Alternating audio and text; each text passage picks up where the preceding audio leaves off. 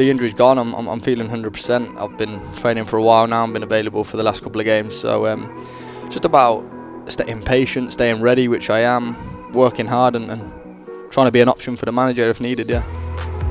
James, thanks for joining us. Everyone smiling and happy out there. Must be buzzing inside the camp after the victory over Senegal. In terms of the game plan, could it have gone any more perfectly? Yeah, everyone's buzzing, and rightly so as well. What a positive performance! What a brilliant night for the nation. Everyone back home, everyone here, and the atmosphere is brilliant at the minute. Yeah, and rightly so. Yeah. How are you feeling personally after the injury, and your chances of being involved, possibly at the weekend or deeper into this tournament? Well, I am involved. I'm here. Involvement isn't always necessarily minutes on the pitch, and I think that's probably something I've learned in the last few weeks of being out here.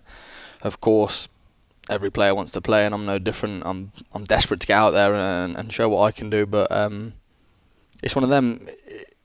My first major tournament at senior level, and it's brilliant to be a part of. It's such a learning curve, and you gain so much experience without even realising, just on a day-to-day basis of how it works, what it takes to be successful, and we have been successful so far. What a brilliant performance last night! A really convincing win against a good Senegal team in the knockouts. So I'm feeling good. The injury's gone. I'm feeling 100%. I've been training for a while now. I've been available for the last couple of games. So just about staying patient, staying ready, which I am, working hard and trying to be an option for the manager if needed. Yeah. Do you get a specific role, you guys who maybe don't start the games, in terms of a message over, if you get on the pitch, this will be your specific role? We know Gareth Southgate spoke about finishers. It's a term used a lot in rugby. Do you get a specific instruction? No, there's no specific instruction like that, but we're professionals. We know how it works.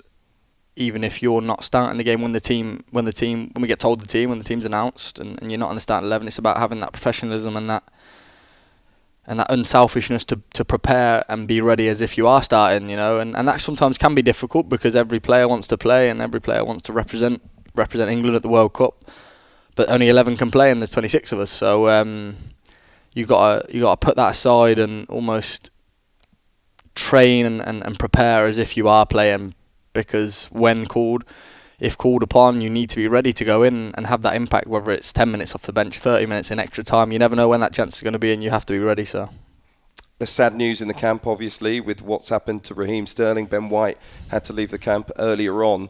Have you used it as added motivation? Is it a message from the leadership group to do it for them? Oh yeah, definitely. I mean, obviously not going to go into the details. Sending my best to both of them, as we all are. But yeah, they're part of the group. They're part of the 26. Two brilliant characters, and two that will be missed not being here at the minute. But yeah, we're all in it together, all 26 of us and staff. Any personal worries when you read the story regarding Raheem, in terms of, you've got a young family, you're away from home? Does it enter your mind that, of course, your family at risk, your home at risk as well, and that you might need to, like others have, take extra precautions? Oh yeah, like I said, I'm not going to go into the details about it, and I don't think anyone should. I think we should respect Raheem and his family at this time. But of course, it's not nice to read. Raheem's a brilliant guy, a brilliant character around the group, and like I said, everyone's sending our best. We've all sent him a message just to make sure he's okay at this time. It's obviously difficult. But yeah, it's obviously not nice and something that I'd never wish upon anyone. And yeah, it's as you said, a young man with a family of my own, it's horrible to see stuff like that happen, but it does happen, and you do have to take their measures, and that's just the world we live in, unfortunately. Let's look ahead then to what is a mouth-watering clash against France in the quarterfinals of the World Cup. I mean, it's incredible. Must be the stuff that you dream of as a kid. There's been debate amongst fans. What are England going to do next? Are we going to puff our chests out and go for it? I think fans have been so happy with the 4-3-3 being on the front foot, but then we see the risks of the likes of Kylian Mbappe. What do you think England will do? Stick their chests out against the French and go for it? Yeah, one thing that I've been very impressed by the manager, Gareth, is how much he wants us to be a front foot team, and he says it a lot, which is having not been the setup for a few years and seeing sometimes playing five at the back, because we've obviously had success in that and we're pretty solid, but get a real feel from Gareth that he wants to be a front foot team and a pressing team, an attacking team, which is brilliant for all of us and brilliant for the fans watching and the fans back home. So I think it is puff our chest that time to win a World Cup. You have to beat the best, and France, the current reigning champions, and look very, very threatening going forward. So it's puff our chests that time, and like you said, these are the moments that you want to be involved in and that you dream of being involved in when you're a young kid. So can't wait, yeah.